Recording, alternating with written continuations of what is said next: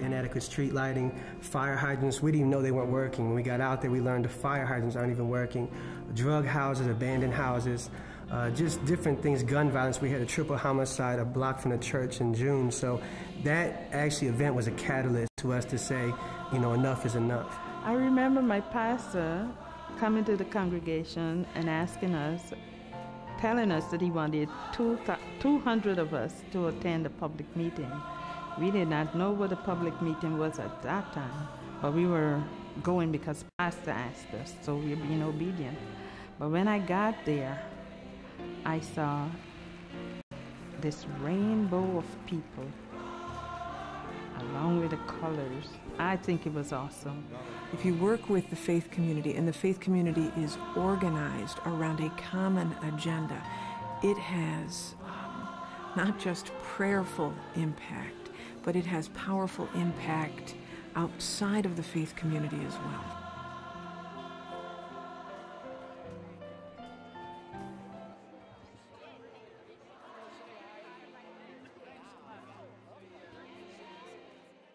I've lived in this community all of my life. I've been a member of the church since 1975, and I've seen this neighborhood go from vibrant to blighted, abandoned properties, burned out homes, and vacant lots. I've recently found out that Detroit has almost 40,000 abandoned properties. I've seen the people in this area move out. I've seen the homes being burnt down. I've seen crime in the area. I've seen so much devastation, and it's really affected me. It's really touched my heart, and I just wish there was something I could do. I have been in this community for a long time, and I've watched it. It saddens my heart to see so much devastation. I'm sorry. But I love Detroit, and I love this community, and I want to see something. I want to see a change. I want to see us become the city that we once were. I know we can. And I think if we could just continue to reach the people, do the things that need to be done. There, for a long time, we didn't know what to do. Our community that we serve has been hit by a lot of the urban blight and a lot that's happened, and so we as a church have begun to reach outside the walls. We have started a Safe Zone initiative that's about a 10-block radius. Working in the community and working in the congregation and doing things that make the community see that church as a beacon that's going to help do something in their personal life that they ultimately will want to be involved in. And so when that person sees that this Moses congregation is coming out in their community and we're coming to their neighborhood watch meeting, we're coming to speak to drugs being in their community, building a safe zone around the school that their child goes to, it becomes very personal. And they say, ultimately, I want to walk through the door of that congregation and see what is it that drives these people to do this work that impacts my life. We have been committing ourselves every Friday night from 6 to 8. We go in the neighborhood and we talk and listen to people. You know, some churches believe in going out witnessing, and we believe that you listen and witness, that you witness by listening is what we like to call it. And so we just go out and just, you know, kick it with the people, ask them what's going on, what's happening, and then you build a relationship with them, and then you have a relationship of trust and work together so it builds a mass movement. And so that's what we're seeing happening. And then we join an organization like Moses because it reaches beyond our immediate neighborhood and community, because we realize the resources that are being deprived to us down there are because the injustices in the structure out here. And so we want to see metropolitan equity happen. Now, it's crazy when we're building all these new homes and development 30 miles outside the city when the city is still being deprived of resources there. And we have enough land, believe me, in the city of Detroit to develop. We don't need to go out there to develop. And so we believe by joining into a collective voice with other brothers and sisters of other denominations, other faith lines, suburb, city, everybody just come together to make a loud noise. We've been separated by race in the country of the United States. We've been separated by and divided by economic differences. We've been separated by differences of religion. Sunday is the most segregated day in the United States of America. Over the years, the whole apartheid, the whole separation, the whole the city is 90% African American. Some of the suburbs are 100% white. Now, that kind of apartheid and that kind of separation is just so easy to play on. So even people living in predominantly white suburbs, they too are seeing their values depleted, their property values go down because somebody else is deciding, let's move cities, let's build whole suburbs further and further away.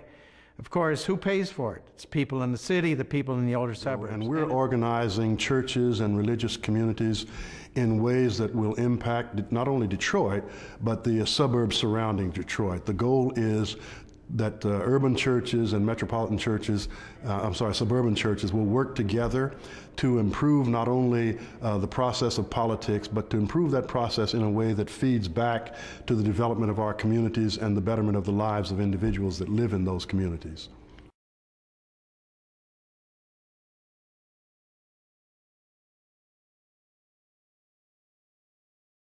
One of the things that I have found exciting about my congregation is that Moses has encouraged them to kind of surface their interests. I have a number of members who on their own were writing letters to the editor or letters to the governor or the senators, who on their own had a great deal of political knowledge and political activism, but I knew nothing about it. There was no instrument within our congregation by which people of various political interests were working together.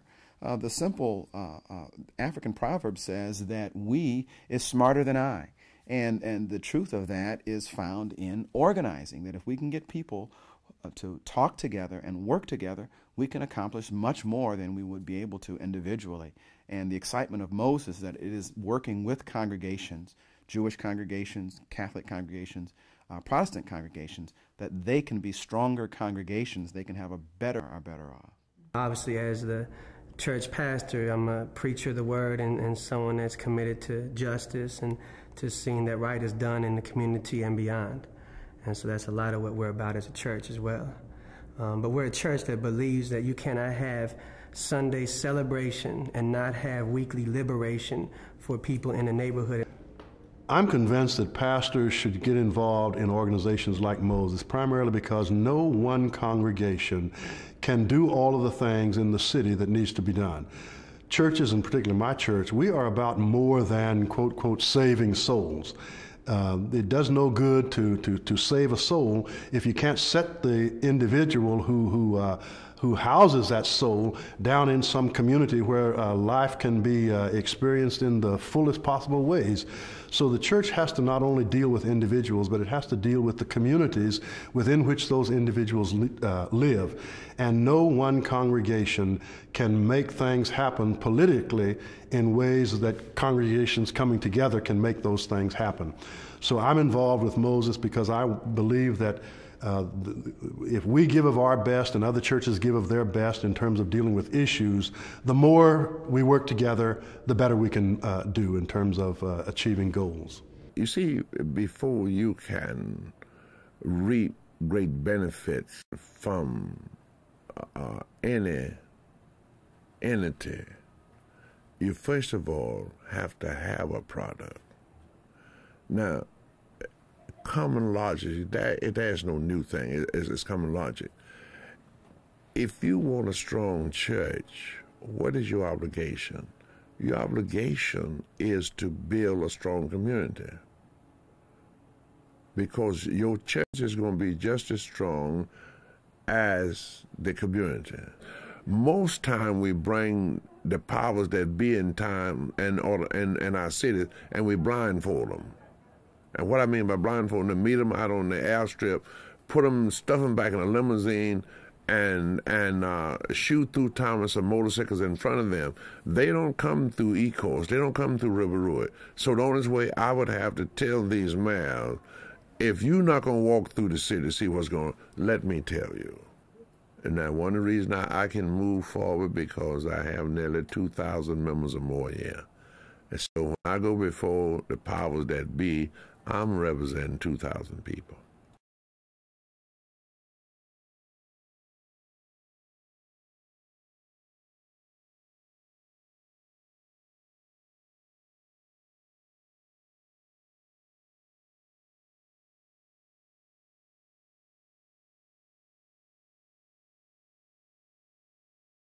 Moses is probably making some things happen in Detroit in terms of rapid transportation, energies of churches, and then apply those energies to the various issues that are in our community. And there are numerous issues.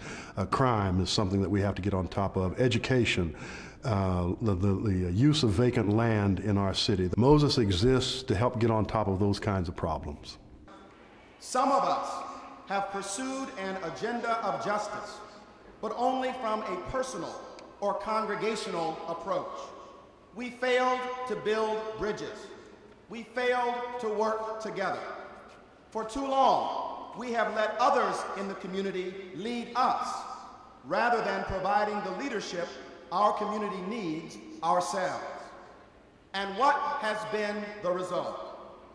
Our metropolitan Detroit has become one of the most racially polarized, educationally segregated, economically paradoxical, and politically divided communities in the nation.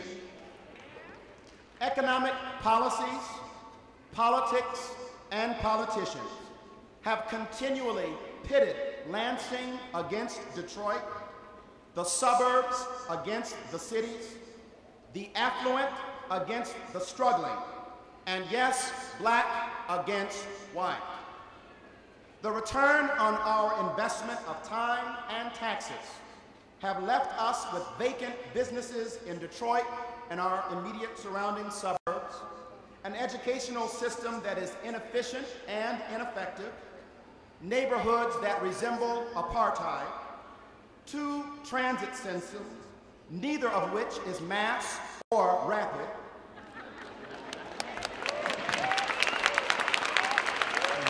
My passion, transportation, and we're going to challenge the politicians and not so much ask but demand that they do something in terms of working together to formulate a dedicated source of funding for mass transit in this state in southeastern Michigan.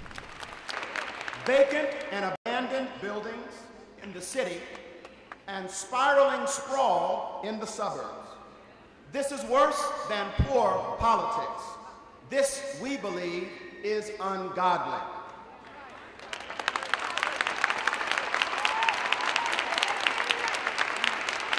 Today, we have come to say we have had enough. My church sits in the midst of vacant land and abandoned buildings. Like many others, we have been trying to buy the land surrounding the church since 1998. For 6 years, we have run into all kinds of obstacles, and we have nothing to show for it. All we want to do is to build a new church so we can expand our community programs.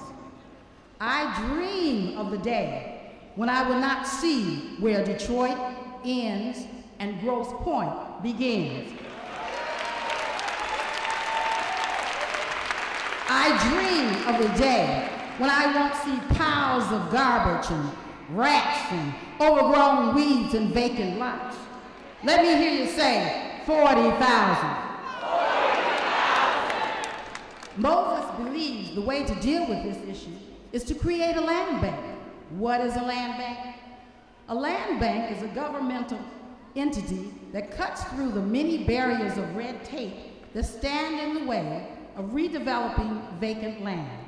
Let me hear you say, no more red tape. No more red tape. The land bank will speed up the process of getting clear titles, removing tax liens, and offering land at nominal prices.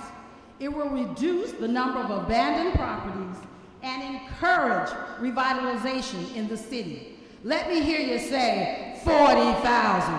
40,000. And we are determined to build a real community, not the poor imitation of one which we have been given. Today, Moses comes to declare that we have an agenda that begins to move our community toward justice and fairness and equity. I go to St. Vincent and St. Michael churches. Moses. I am an undocumented immigrant. For many years, we have been living in the shadows. We work at jobs no one else will take. We raise our families. We pay taxes. We have been hiding in the shadows. Why? Because we cannot get a green card, because I cannot get a hearing. I have been waiting for 4 years. They tell me I have 10 more years to wait. We will not hide any longer.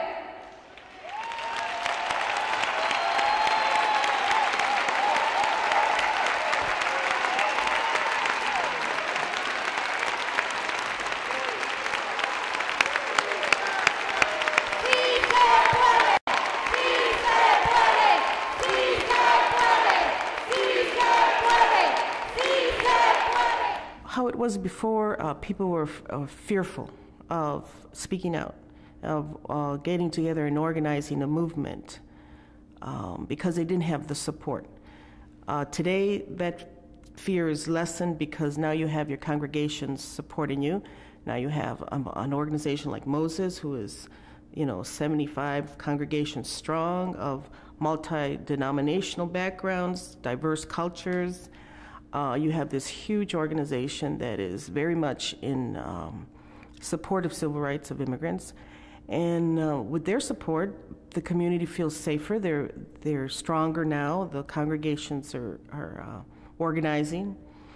And the people themselves that it affects, which is your undocumented, are becoming, feeling a little more comfortable to speak out and to demand immigration reforms.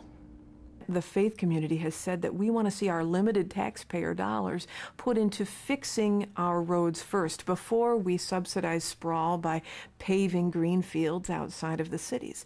We have a very specific fix-it-first agenda inside of state government. One of the things that I was very interested in pursuing was smart growth.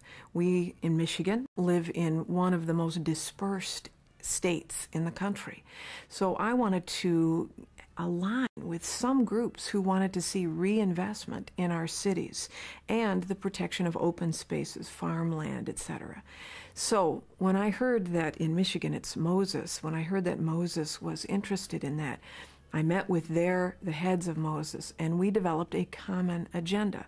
In fact, it's a result of that partnership that I appointed a land use council, that I appointed a person who leads Moses to be on that council to influence policy making, and now as a result, we have passed legislation which enables local communities to plan together and curb sprawl. So that's just one example of a direct impact of linking the faith community with government officials.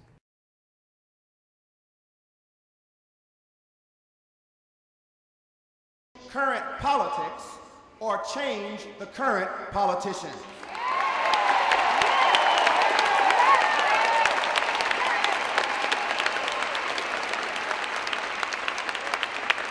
We are determined to embrace our allies and expose our adversaries.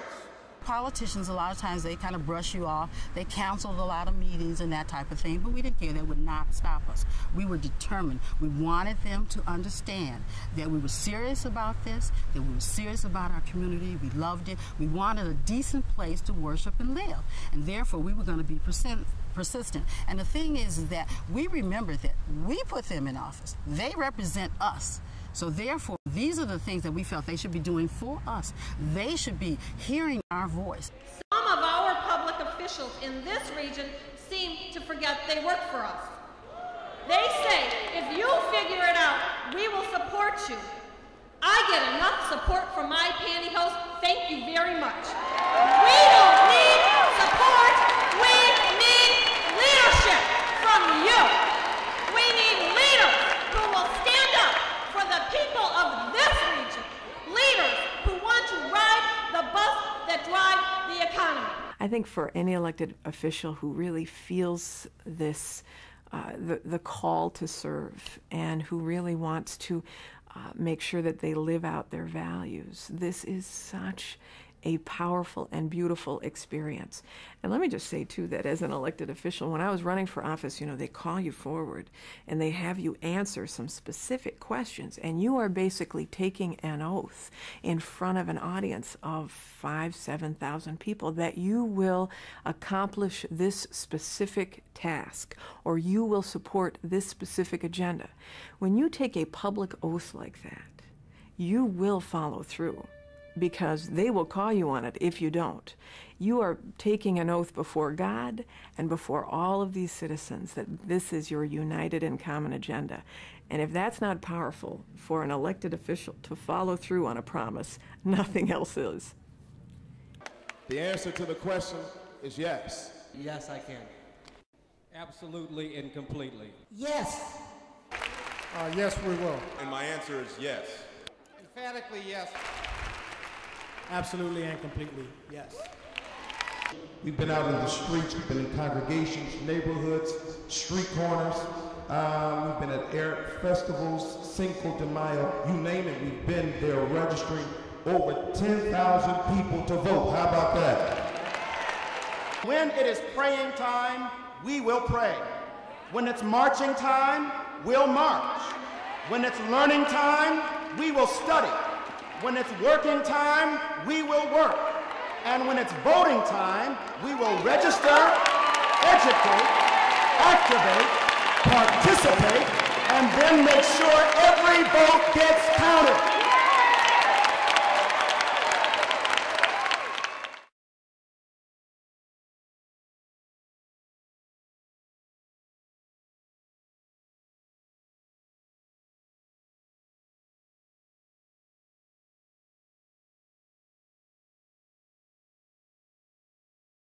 Finding out about the land bank, which I did from Moses, they instructed us, which is a wonderful thing. Were they planning on developing one?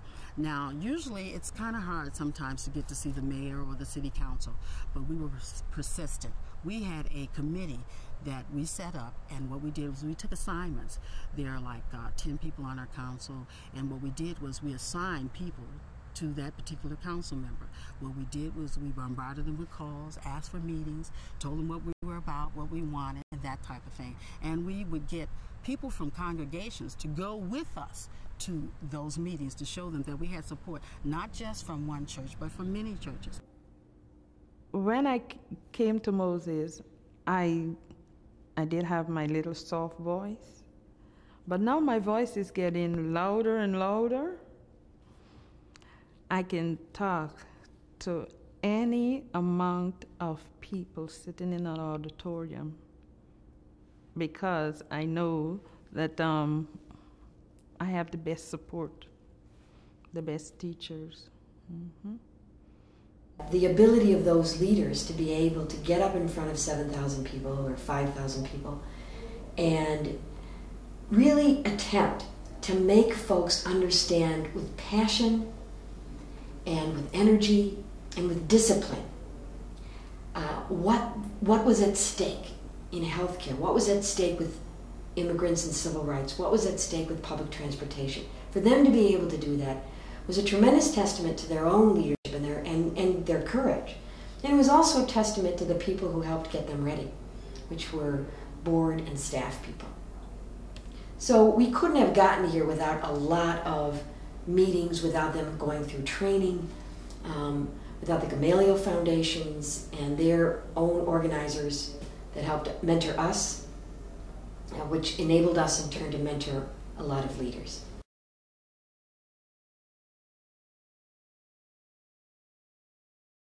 What Moses is bringing together the community. It brings together faith-based organizations, it brings together community leaders, it brings together civic leaders, it brings together the business community and the nonprofit community. And it brings people together at a very grassroots level to talk about the issues that impact the future of our community. It was powerful. It was powerful. The fact that the governor was there, the mayor was there, they committed, and the governor's to the promised land. And she is totally committed to the organization statewide, and that when she said Moses Moses' agenda is my agenda. Anytime a group can get the governor and the mayor and the Congress folks and the state legislators all to come out to a meeting, that means that they're a very powerful group. And Moses is a very powerful neighborhood group. It's one that you certainly don't want to have against you, working against you. So I'm very pleased. I've attended Moses meetings over the years, probably over the last 10 years. And it just gets stronger and stronger. How could you not hear about Moses? I think if you are an active member of your church or in the community or with other public officials, you definitely hear about Moses. We can make a difference. We can make the politicians hear us. Really, it's about unifying families. And so it's about being committed to being together and intentional about dialogue and sharing and seeing what can happen when people come together. I think it's important for foundations to support grassroots activities that bring people together to talk about important policy issues that impact communities. And Moses is an example of one that does.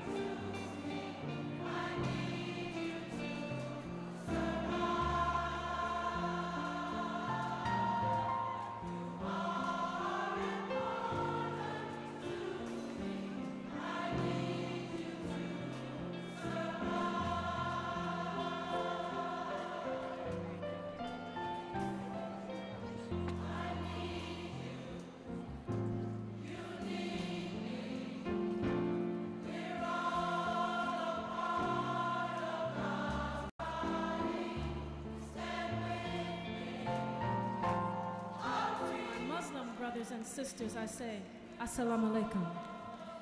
To my Christian brothers and sisters, I say, praise the Lord. To my Hispanic brothers and sisters, I say, hola, buenas tardes, ¿cómo estás? To all, I bid you welcome.